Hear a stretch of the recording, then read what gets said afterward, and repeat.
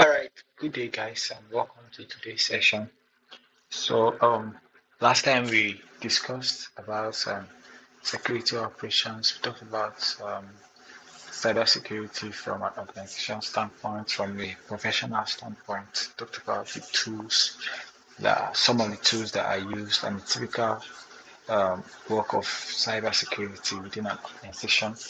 And we are going to be continuing in that corporate professional spirit, um, or professional aspect of cybersecurity. And today we'll be talking about cybersecurity best practices, talking about some legal concerns um, organizations we have as it pertains to cybersecurity, and being a professional that you are preparing. What kind of certifications should you need, right? So, sorry, excuse me.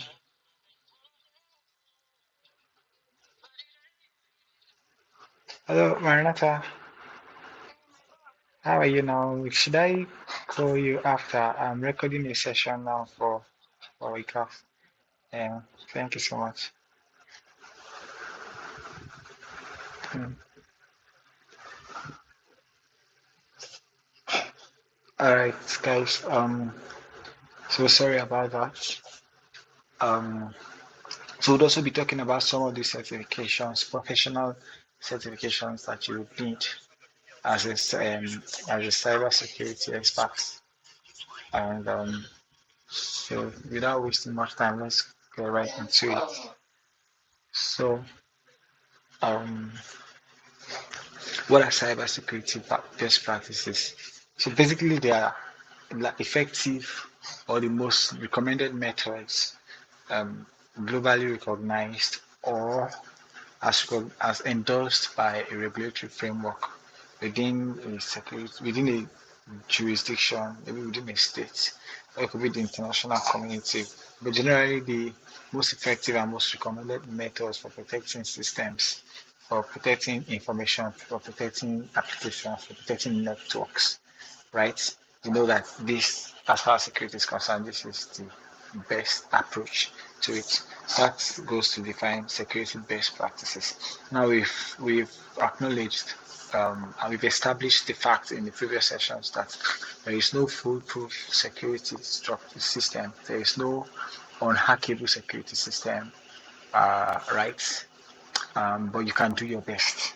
We talked about how layered security approach can help to defend um, your network, to defend an organization, to increase the security posture of an organization. Layer defense in terms of using different level of security, right? And here we've established that fact that any system can be hacked. There is no system that is foolproof. But then there is also the place of best practices in cybersecurity that cannot be underemphasized or undermined, right? So this is what we talk about, and so for a part of this session today, we are going to be talking about that. So they involve, from an organization standpoint, we could say they involve some security policies. They involve security policies, typically security measures like physical security measures and even human resource security, as well as compliance with legal frameworks. So it is important to see security from a legal standpoint.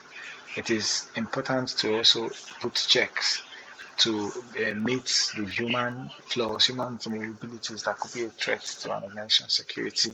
And securing devices physically is also important because sometimes if an attacker cannot physically get to a device, he will not be able to do much. There is also the possibility of remote hacking, remote penetration, those kind of things. Yes, of course, but then there is a part for physical security also. So all of those things that you do to protect your network, to protect your applications that are generally recommended as security best practices. And we're going to be taking a look um, at them because these things are going to help protect the organization from cyber threats. It will also help you to detect and respond to incidents when they occur, right? And then when these kind of things occur, to ensure that your business continues to operate, minimizing damage or minimizing downtime. Okay, so security policy creation is one of the best practices of security in an organization. So a security policy is basically a set of rules and guidelines that define how an organization protects its data and assets.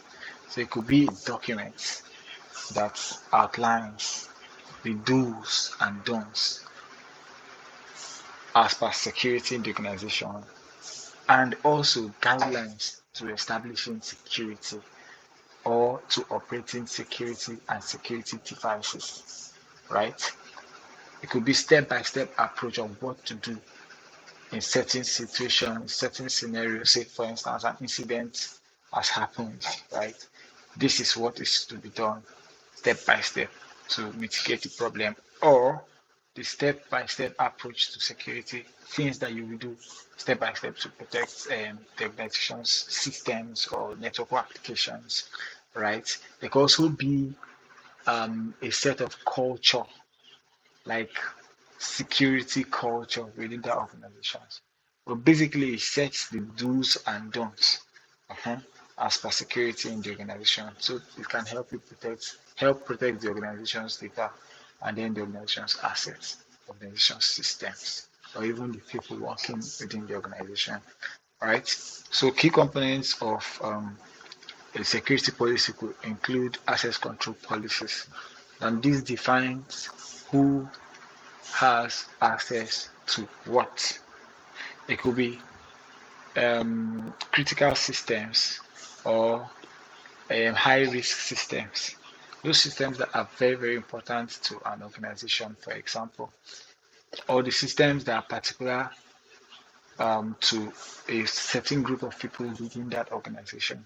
So, who can access this system and based on what roles or privileges or under what circumstance should this person access this system.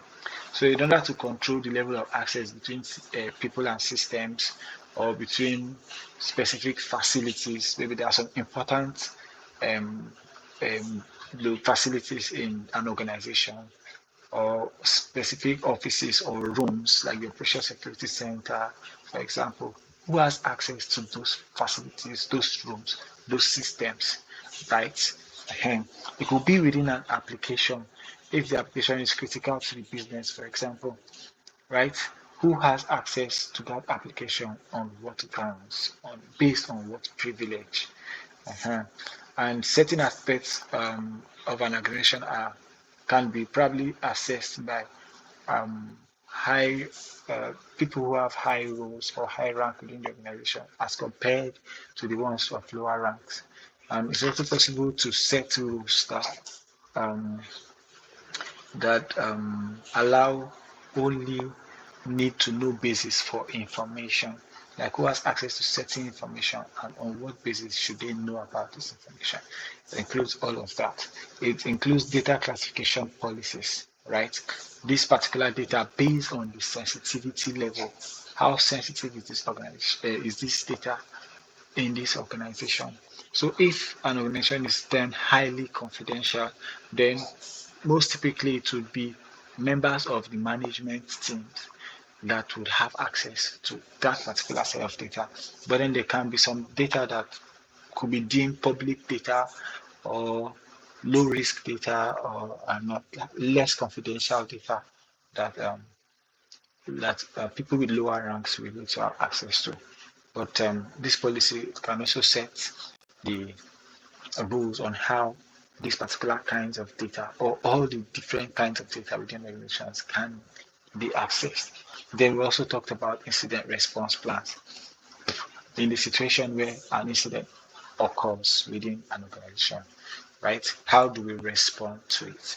These things could be outlined within the security policy in that organization. We've talked about incident response um, in the previous session when we were talking about security operations and security operations center slash incident response, right? So we also talked about password management uh, in some sessions back, but session management policies are policies. Password management policies are policies that govern the use of password within the organization. It sets the rules, it sets the standard or framework or guideline for using password, right, and operating passwords. For instance, a rule can be set within the security policy for passwords that password must follow specific formats. That it must be alphanumeric, must be nothing less than 12 digits, right? Or you could decide that your password should be passphrases and it should contain nothing less than 18 characters. However, is the security team deems it fit, but this helps force everybody within the organization to use strong passwords. And then there are other policies, such as account lockouts policies, whereby if a password is tried after a certain number of time, it locks the system until an admin or until a member of the technical team opens it, not the user himself. Now, so this helps protect or limit the chances of an attacker brute forcing a user's password, because if he has tried maybe let's say 5 times, the system locked out, he's not even able to try again. So the possibility of using brute force to crack the password is ruled out completely. So therefore, that activity enhances security. All right, it might not be known by the staff that this is the essence, but from the security um, official standpoint, from the standpoint of the security team, they know the importance of locking at the accounts, right? And then there is also some certain policies for passwords that will not allow you to use a particular password twice. Say you have used the password before and now you have changed it. You can never go back to use that password again. So, right, that's another example for password management policies. There are other policies that could, let's say, not allow you to use a password for more than a particular designated period of time. For instance, the policy might force you to change your password after every 3 months or after every 1 month, depending on how the security team deem fit, right? So all these are how security policy creation help in protecting the organization. Hmm? And this is a very important security best practice that should be implemented in organizations where they run digital systems or operate processes in the digital space. So another security best practice we're going to talk about will relate to physical and human security measures. Hmm. So we talked about security being everybody's business, either personally in your home or in an organization. But we are being professional, we could um, see it from an organization standpoint, especially for this particular section. But yes, um, you can increase the security posture of your organization by using physical security measures, which is also recommended. Let's use example of the surveillance cameras. If there is a CCTV camera outside of the organization or in each of the offices, it creates the sense of awareness within the people operating in that premises, that within the premise that they are being watched. When someone with criminal intent knows that he's being watched, it can help him. It can help discourage him from trying to do some certain um, activities, some certain malicious activities. For instance, you would want to steal a laptop and you know that the CCTV camera is going to record you and everyone is going to see that it was you who picked the laptop. You would most likely not pick the laptop anymore because there's no point if they can easily just catch you and retrieve the laptop and then you lose your job or you face jail time and all of that. So that's how important surveillance cameras are. And it's also a recommended practice within an organization. People implement this in their homes, right? I mean, if you're walking around um, someone's home and you see a CCTV camera, I mean, even if he has some free stuff that you can enjoy. Let's say there's a free Wi-Fi around the premise, you might want to be very, very careful with what you do and how you do them because you know you are being watched. That's it. Some other security feature, physical security feature that can be implemented is biometric access control. Say you want to restrict the access people have to a particular facility. I use the example of a special room in an organization, or say the security team, security operation center in an organization. It's a very, very important space that only people who are staff or who are authorized staff to be in that room should be there, because a lot of things can go wrong if a malicious insider or if someone from the outside enters that room. Right, there are a lot of things that can go wrong. So you might want to like restrict access to that room or to that facility or to those systems within that room, to restrict the access to only personnel who have the right to be there. And then that way, you're able to control security a lot more than when everyone has access. Okay, so using biometric access control on the door such that anybody who enters is logged by his fingerprint or by his face ID, by his face, if they're using face verification or face authentication methods, or whichever authentication method biometrically is used, right? So that's a very important, a very cool security feature you could look at from the physical standpoint. Then security guards, it's also similar to surveillance cameras, right? Yeah, I mean, when you have motives, malicious motives, where you can see a security man standing physically, it will deter you and discourage you from, doing that thing. Right. So just the mere presence of a security guard can deter or discourage criminal activities or malicious activities. Then there are other human related um, threats or vulnerabilities that can be checked if you implement some of these security best practice security measures. For example, doing background checks on all the persons that are within that facility, that work within the facility, staff or people who are visiting a critical infrastructure system or a critical business environment, like knowing who they are by checking their backgrounds, right?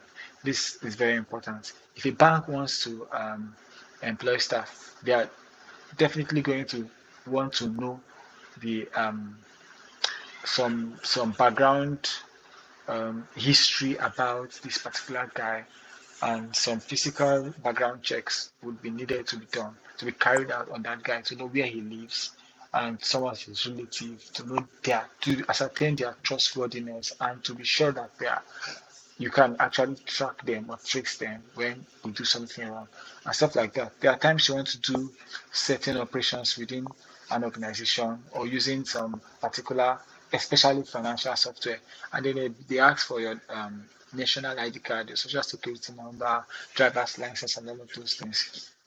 So these things also provide a lot of background information about you for them, and it's very important for security. So it can be seen as a security best practice that can be put into consideration.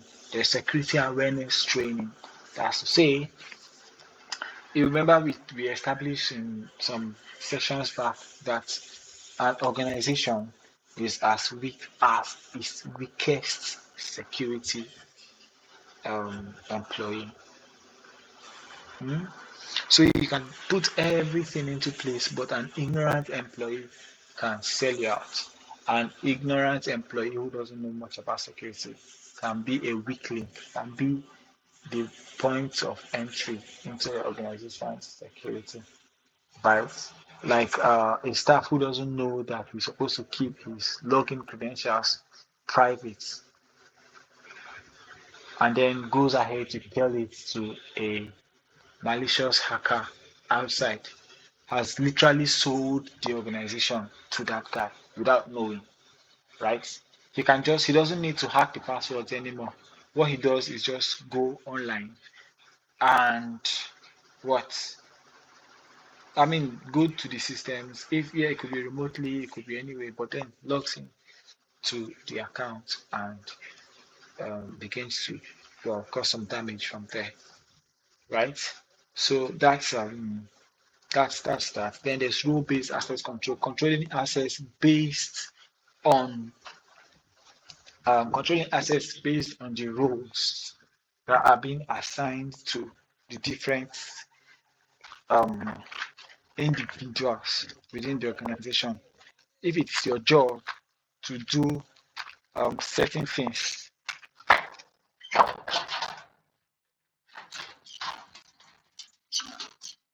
if it's your job to do certain things, then there is something.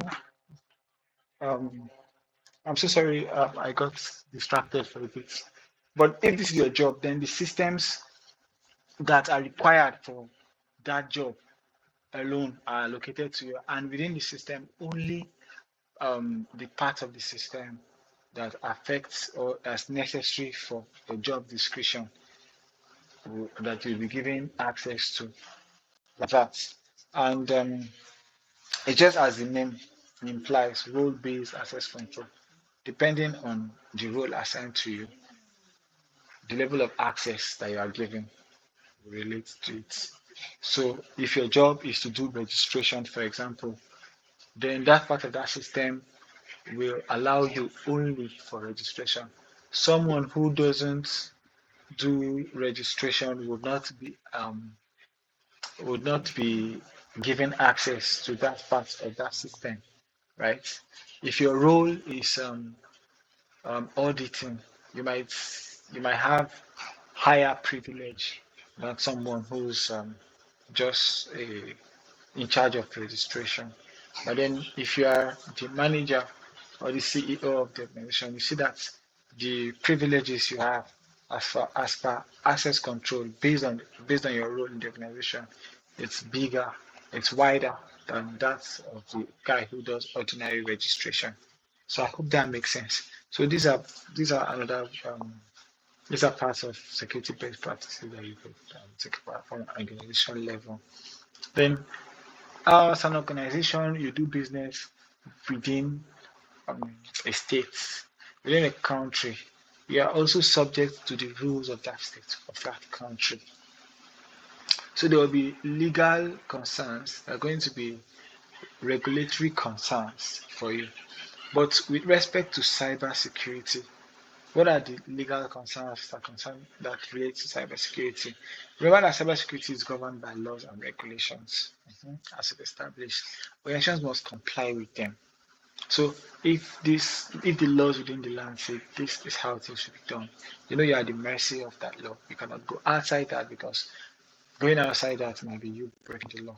Then countries also provide frameworks, regulatory framework that can guide your business operation as per what goes and what doesn't, and also the best practices for, let's say, handling data or managing, like your customer data and protecting your customer data. In a way, I could say this help make it easier for you, right? And it creates consistent um, data handling structure across the country or across that state. That's very, very good. But then there can be also concerns because sometimes it might limit you as an organization, right? And sometimes the compliance and the standards might be too much or might be overbearing for some certain organization, let's say smaller organizations who don't have what it takes to meet up. And a lot of things, there is liability for damages, right? When something has happened, when something goes wrong, right? Maybe there's a data breach, and then the law of the organization like mandates you um, to be responsible for that damage, and a lot of that. So these are examples of security concerns, right? Legal concerns or regulatory concerns I could see in cybersecurity. So some key regulatory frameworks are GDPR, NIST, ISO 27001. These are international frameworks for data protection, for security standards and best practices, right? And for information security management. There's also the HIPAA, the Health Insurance Portability Accountability Act, which specifically caters for patients' health records within the health industry, right? There are a lot of them. There is the PCI DSS. Okay, wait for me, I'm coming. There is the PCI DSS that's responsible for financial and payment systems. So the security of transactions is um, is handled by that framework. And so you see that the country or the states provides these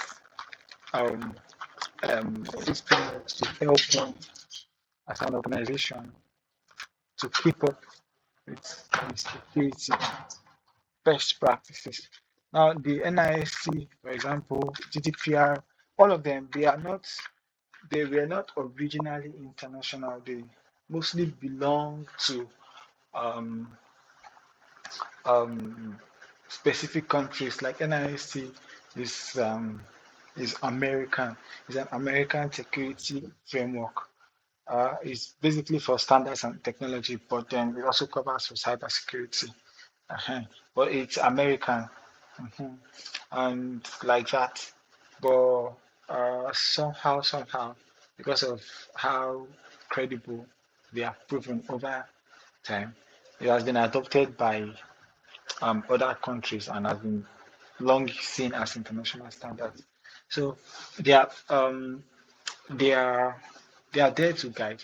We are going to be talking about regulatory frameworks extensively in other videos when we begin to talk about cybercrime laws, and cybercrime with respect to jurisdiction. When we begin to talk about privacy and data protection, like that. There's going to be a different session sometime, not now, but when we go deep into it, um, in cybersecurity, we're going to have a dedicated section for discussing um, these ones like that. So the importance of compliance rights it cannot be undermined, cannot be overemphasized. The compliance ensures organizations follow industry regulations and protect sensitive data. But when you are not able to comply, they can they can incur fines, they can incur legal actions and reputation damage. And I'm going to explain this. Now, when something has happened, right, and it is found that it happened due to your negligence, let me say there's an incident, there's a security breach, and it was investigated that it could have been avoided, but because of your carelessness as the administration of the business or the organization, you could be held responsible, you could be fined for not complying to that standard. And this is law, right? There are other legal actions that can come up. You can be sued, your company can be sued, right? If I have handed my data to you and I trust you as as an organization, and then you've allowed yourself to be breached, right? I can sue you, and if you lose the case, it can go back to you paying fines, and it could also lead to the sometimes the closure of the organizations if your business is doing income if your administration is doing, how do I put it now, if you are not up to the task, if it's determined or decided that you're not up to the task, your business can be closed down. Mhm. And reputational damages, as the name implies, right? It could lead to serious loss of reputation. Mhm.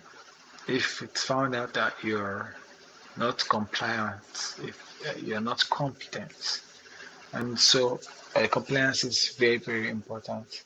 So we go to behavioral approach of cybersecurity. We talked about this in some sessions back when we talked about honeypots and baselines, right? What will be new will be data flow analysis. But in order to like understand attacker behavior and network security activities, you could use honeypots, you could use baselines, and you could analyze data flow. And I'm going to explain this.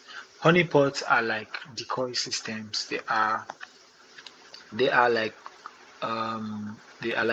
traps. You set a trap that will deceive an attacker to thinking that he is seeing the original system that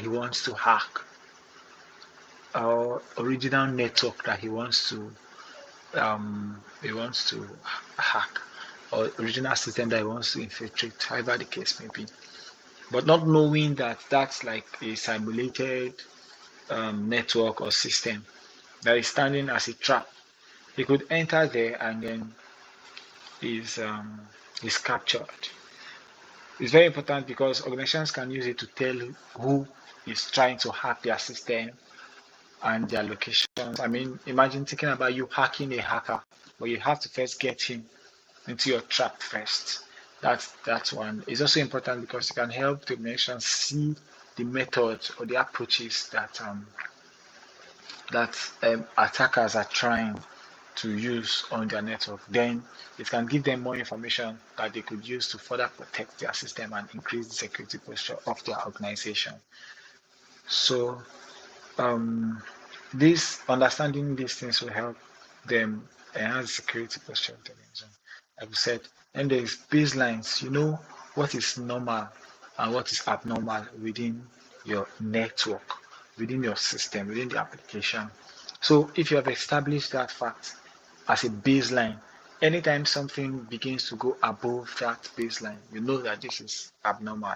And in our previous sessions, I used an example of say an an organization network that see that it can on a normal business day see 1,000 traffic or 500 traffic say per second or per minute or per 5 minutes, and then all of a sudden within 1 minute you've seen 100,000 requests on the network, or 100, like a high load of traffic beyond what is normal.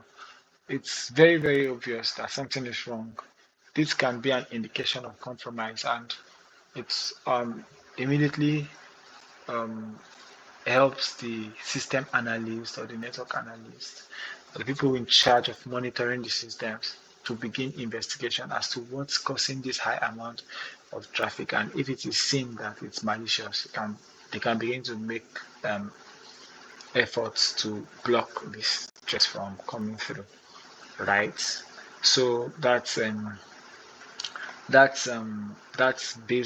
Baselines can actually help you enhance your security posture when you begin to see abnormal activities within the organization, with network or system, and you investigate it and you find out what's wrong. You can block it there and put security measures in place to prevent that kind of attack or potential attack from happening or from going through another time. Data flow analysis work also with baselines, because when you're setting baselines, you must have known what is normal, right? But data flow analysis might require constant monitoring. This is typical of security operations center. It's what they do often. You sit and you monitor the traffic coming and going, and is um, a pattern is ascertained, and then based on this pattern, it can be said that something is normal or abnormal, right?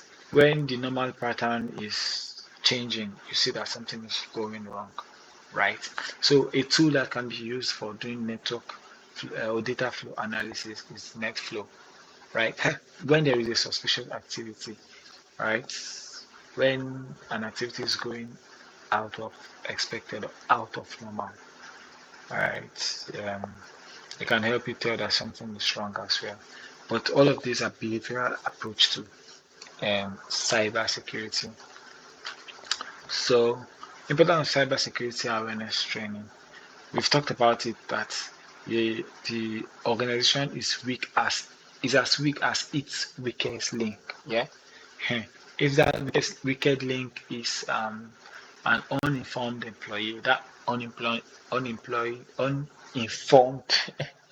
If the weakest link, I'm sorry about that. If the weakest link is the uninformed employee, then that unemployed employee can be the reason that the organization is hacked, and then they can lose a lot of money um, as a result of that hack. So it's important to train employees on phishing and phishing awareness, knowing what phishing is, and knowing how phishing is carried out, and knowing what to look out for in case of a phishing attempt on them.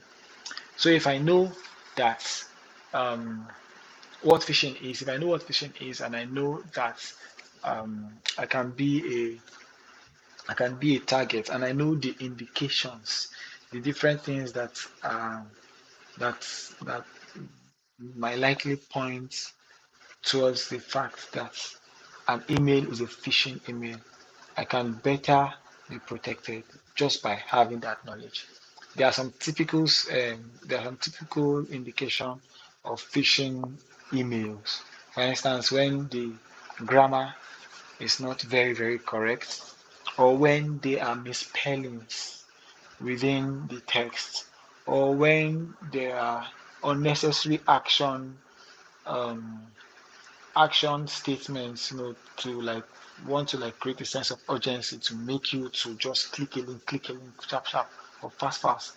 You know, those things can be an indication that it's a phishing email, or if an email that's coming, they're supposed to be coming from a credible source that should be trusted.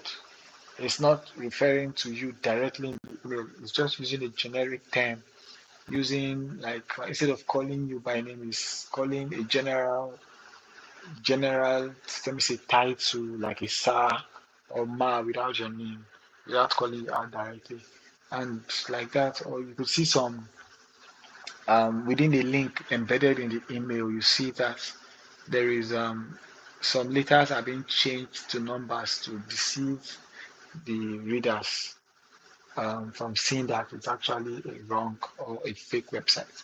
All of those things, when you're aware of them, when you see a phishing email, or when you get a phishing call, like they call it vision anyway, when they are trying to like phish you using phone calls, it's called vision, or smishing when it's SMS. If you're aware of these things, anytime you come across them, you are better protected, and then the chances of you being fished successfully is slimmer because you are in the know. Good. Then there is good password hygiene that we've talked about. If an employee, even if the organization does not force it on them through the policies, the organization policies, eh, even if it's not forced on them like that, when they are aware of how password attacks can happen, how hackers can use some hacking techniques or hacking tools to crack their passwords, and they know what to do to prevent such things from happening, then it gives the attackers um, tougher time to hack their password. If the password is a complex password, right? uh Or when they use two-factor authentication to protect their password, uh any of those things like that. So a good password hygiene, when the when when the employees know this and they set healthy passwords for their systems, by protecting their own systems, they are invariably protecting the organization systems. There are some organizations that use the bring your own device policy. That means in the organization, a staff is allowed to use his personal system to do work. You see that hacking that organization's and hacking that particular staff PC, hacking his device can invariably cause loss or damage to the organization because he's using his personal device to do work within the organization. But if he knows how to protect his device through through proper password hygiene, then the protection is extended to the organization. Then there is social engineering attacks. If staff within an organization know what social engineering is, and the different kinds of social engineering attacks, and how to like identify them, how to suspect when they are being a target for social engineering. When they are aware of these things, then um, they stand a better chance at protecting themselves and invariably protecting the organization. So I hope that makes sense. And then incident reporting procedures.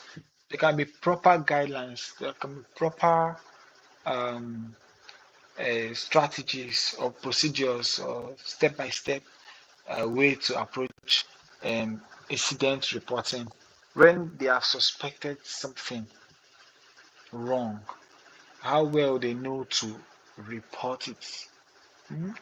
If the organization puts these things in place, first of all, training them on the importance of reporting suspicious activities and putting in place the channels for reporting that those incidences or these suspicions that can help significantly to protect the organization and the organization's network or the systems within the organization.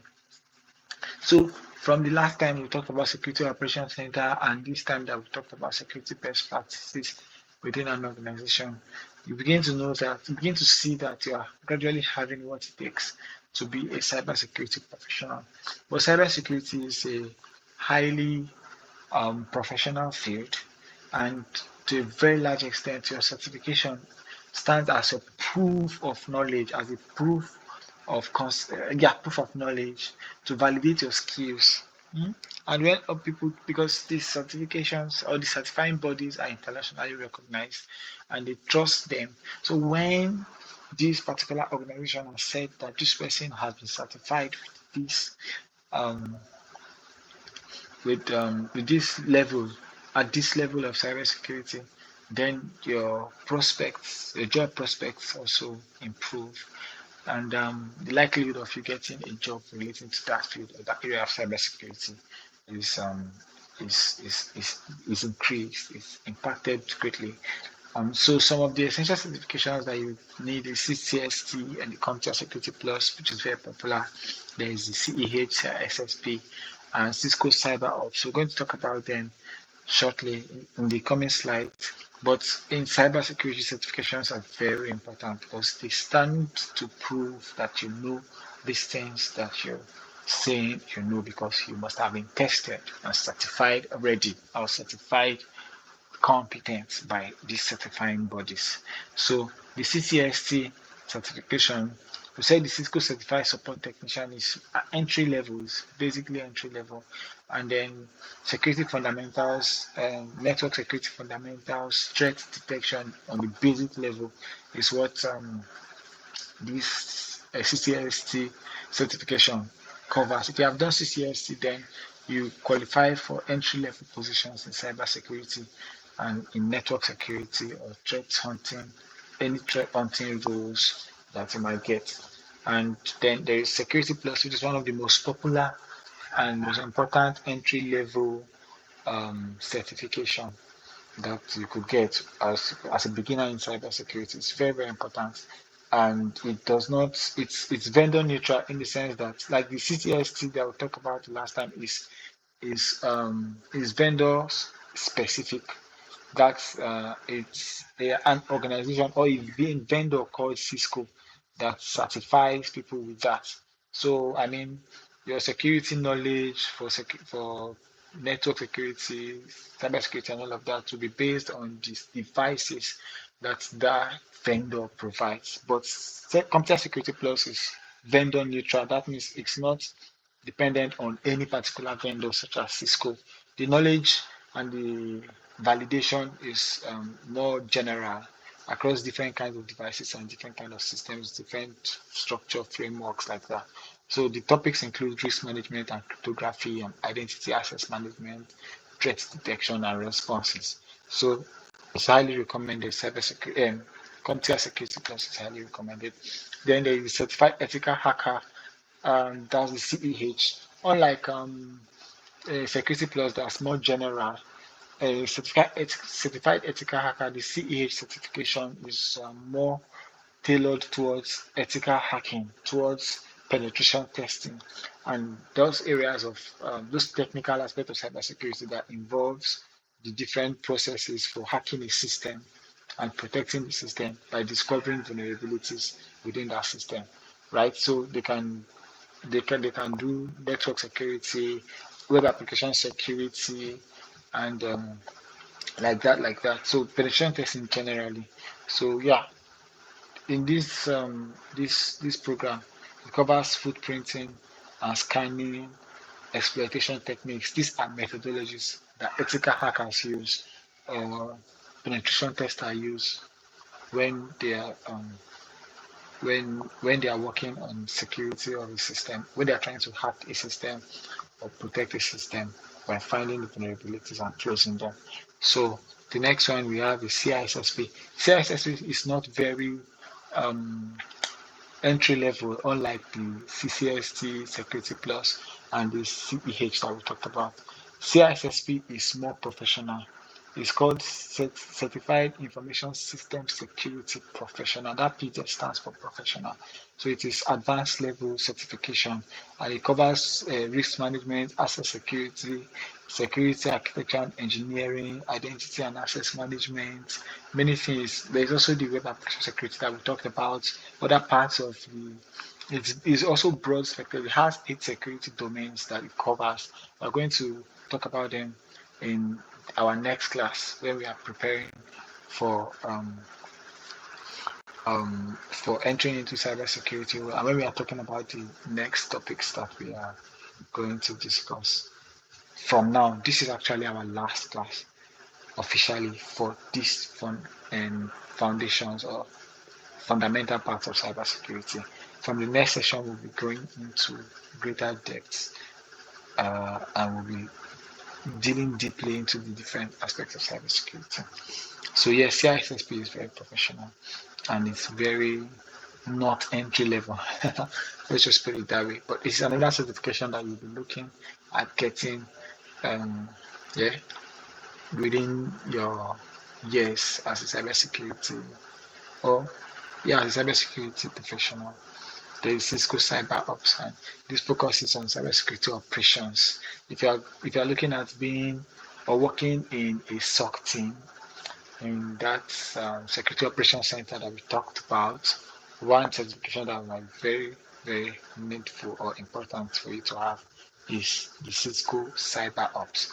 And then the key areas are network monitoring and security analytics, threat intelligence and incident response, digital forensics. Remember that we said those guys are like the police guys that are sitting down and inspecting all the traffic going in and coming out and determining if there is a threat, there's an indication of compromise within the system, and reacting accordingly to these things in order to protect organizations.